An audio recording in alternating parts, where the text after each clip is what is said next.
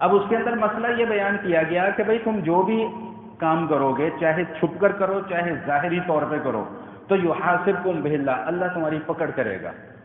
جب یہ آیات صحابہ کرام نے سنی تو بڑے پریشان ہوئے، فوراً نبی علیہ الصلوۃ والسلام کی خدمت میں حاضر ہوئے۔ یہ صحابہ کا معمول تھا کہ جب انہیں کسی مسئلے کے اندر دقت پیش آتی تھی، سمجھ جائیں اس بات کو جو میں کرنے کے لیے جا رہا ہوں، کہ جب ان کو کسی مسئلے کے اندر دقت پیش آتی تھی تو وہ فوراً اپنے بڑوں کی طرف رجوع کیا کرتے تھے۔ نبی علیہ الصلوۃ والسلام جب تک موجود رہے، صحابہ کرام کا معمول تھا کہ حضور سے جا کر مسئلے پوچھا کرتے تھے۔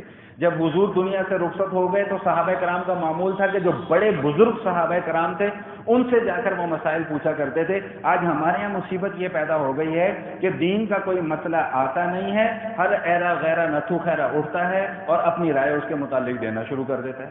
الف بے اسے دین کی پتہ نہیں ہے، لیکن اس نے رائے اپنی دین کے معاملے میں ضرور دینی ہے۔ تو صحابہ کرام فوراً بھاگے نبی علیہ الصلوۃ والسلام کی خدمت میں، یا رسول اللہ یہ کیا ماجرا ہے؟ ہر عمل کے اوپر ہمارے پکڑ ہوگی، بعض باتیں ایسی ہوتی ہیں جو ہمارے اختیار میں نہیں ہوتی۔ اب نبی علیہ الصلوۃ والسلام نے جو جواب ارشاد فرمایا وہ جواب بڑا قابل توجہ ہے۔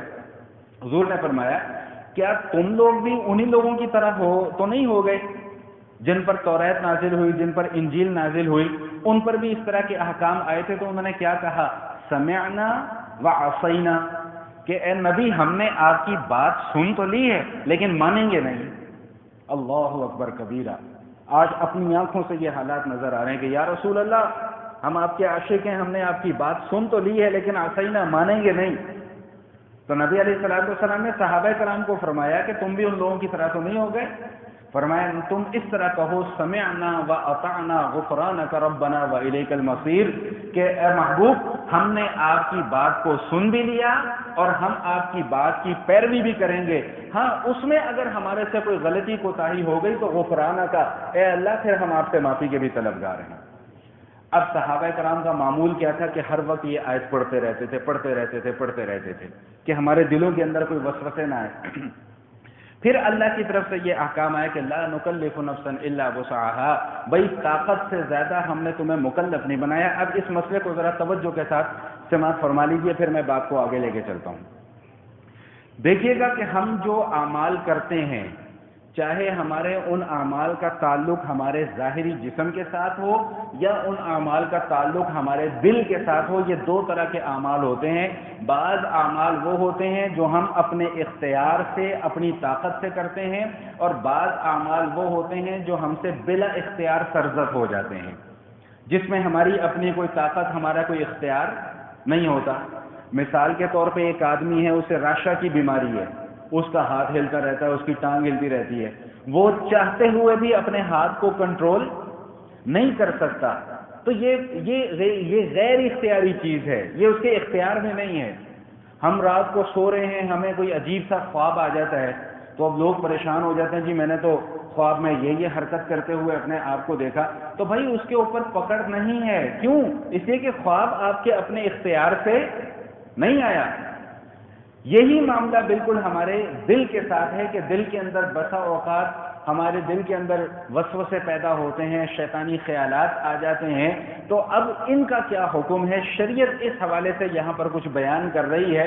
ہمیں اس مسئلے کو اچھے طریقے سے ذہن نشین کر لینا چاہیے، انشاءاللہ زندگی بھر یہ باتیں کام آئیں گی۔ میں چند واقعات آپ کی خدمت میں پیش کر دیتا ہوں، پھر ان سب کو ملا کر اس کو پھر میں بنیاد بنا کر تھوڑی سی گفتگو کر دوں گا۔ ایک صحابی ہیں سیدنا حنظلہ رضی اللہ تعالیٰ عنہ، یہ حدیث میں نے پہلے بھی کئی مرتبہ سنائی ہے، لیکن چونکہ آج مضمون آ گیا تو اس لیے میں دوبارہ سنا رہا ہوں۔ اور نبی علیہ الصلوۃ والسلام کی خدمت میں حاضر نہیں ہو رہے کچھ دن سے۔ نبی علیہ الصلوۃ والسلام نے صحابہ سے دریافت فرمایا کہ بھئی یہ حنظلہ کا پتہ کرو کدھر ہیں، آ کیوں نہیں رہی ہے؟ حضرت ابو بکر صدیق رضی اللہ تعالیٰ عنہ کھڑے ہوئے، عرض کیا یا رسول اللہ میں جاتا ہوں، میں پتہ کر کے آتا ہوں۔ گئے، جا کر اجازت مانگی، اہلیہ دروازے پہ آئیں، پردے میں بات چیت ہوئی، کہا جی حنظلہ، انہوں نے کہا جی بیٹھے ہوئے رو رہے ہیں، کتنے دن ہو گئے، رونا ہی نہیں ختم ہو رہا۔ انہوں نے کہا مجھے ملواؤ ان سے۔ ہاں بھائی حنظلہ کیا بات ہے، مسجد میں کیوں نہیں آ رہے اور یہ ہر وقت کا رونا دھونا کیوں مچایا ہوا ہے؟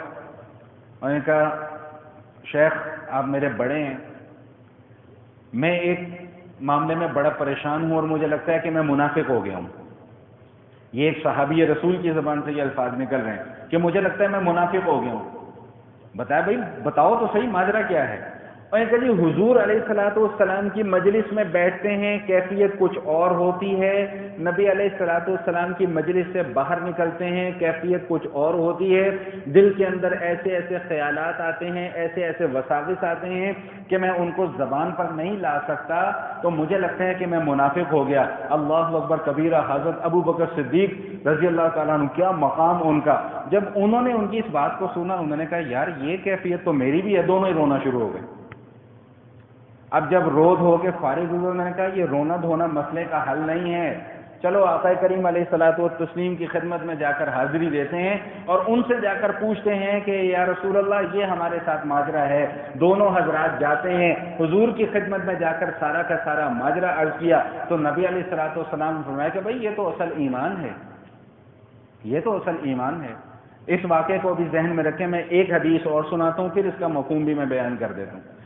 اسی طرح ایک صحابی اور ہیں، وہ نبی علیہ الصلوۃ والسلام کی خدمت میں حاضر ہوئے اور آ کر عرض کیا کہ یا رسول اللہ ایسے ایسے خیالات آتے ہیں، ایسے ایسے وسوسے آتے ہیں کہ ان کو زبان پر لانے سے بہتر میں یہ سمجھتا ہوں کہ میں آگ میں جل کر مر جاؤں۔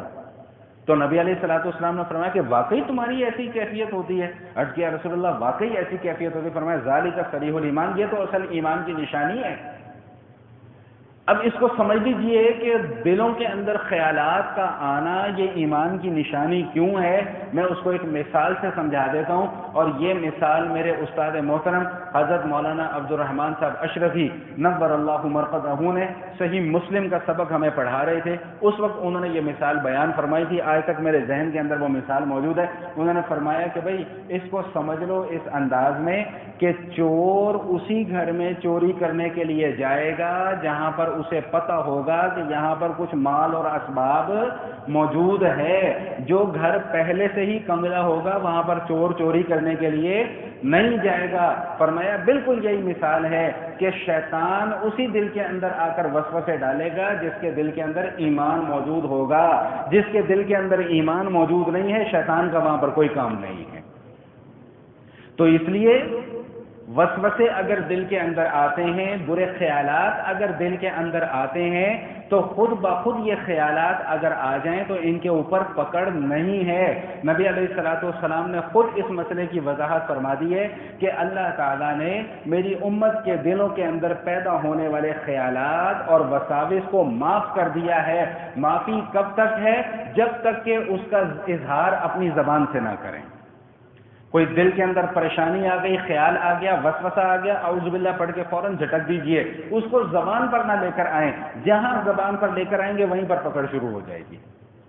اسی طرح نبی علیہ الصلوۃ والسلام نے ایک اور بات بھی ارشاد فرمائی، فرمایا شیطان تمہارے پاس آئے گا، تمہیں دھوکے میں ڈالے گا، تمہیں وسوسہ ڈالے گا۔ وسوسہ کیا ڈالے گا؟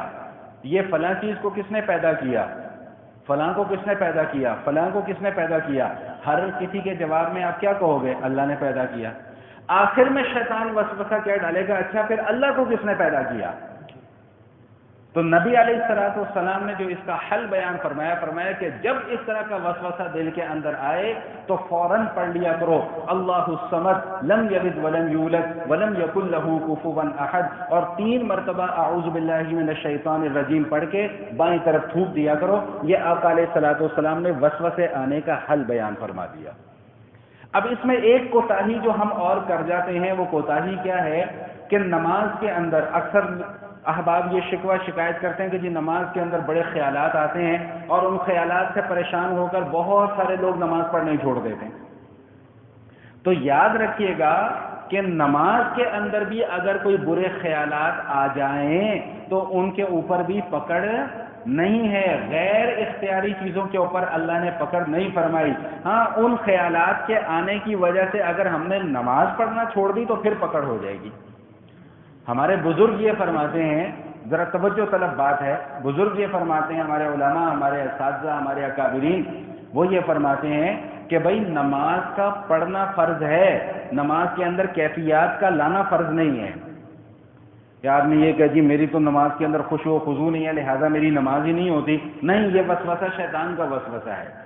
اسی طرح ہم وضو کرتے ہیں، بہت سارے لوگوں کو دیکھا ہے کہ وہ ایک ایک گھنٹہ وضو ہی کرتے رہتے ہیں، ہاتھ دھو رہے ہیں تو ہاتھ ہی دھوتے جائیں گے، منہ دھو رہے ہیں تو منہ ہی دھوتے چلے جائیں گے۔ اس کے متعلق بھی حضور علیہ الصلوۃ والسلام نے فرما دیا کہ یہ وضو کے اندر بھی تمہارے شیطان وسوسہ ڈالتا ہے، تمہارا وضو نہیں ہوا دوبارہ کرو، وضو نہیں ہوا دوبارہ کرو، وضو نہیں ہوا دوبارہ کرو، اور اس شیطان کا نام بھی بتلا دیا، فرمایا کہ اس کا نام ولہان ہے، اس کا کام ہی ہے کہ وضو کے اندر رکھنا ڈالنا۔ آدمی تنگ آ کے وضو کرنا ہی چھوڑ دیتا ہے، یار دفعہ مارو، میرا تو وضو ہوتا ہی نہیں ہے، چھوڑو کیا کرنا ہے وضو کر کے۔ جب وضو نہیں ہوگا تو نماز بھی نہیں پڑھے گا، دوسرے اعمال بھی نہیں کرے گا۔ تو یہ شیطان کا کام ہے وسوسے ڈالنا، ہمارا کام ان وسوسوں کو جھٹک دینا ہے، نہ کہ ان وسوسوں کے اوپر عمل کرنا۔ میرا خیال ہے کہ میری یہ اتنی گفتگو کافی ہے اس مسئلے کے لیے۔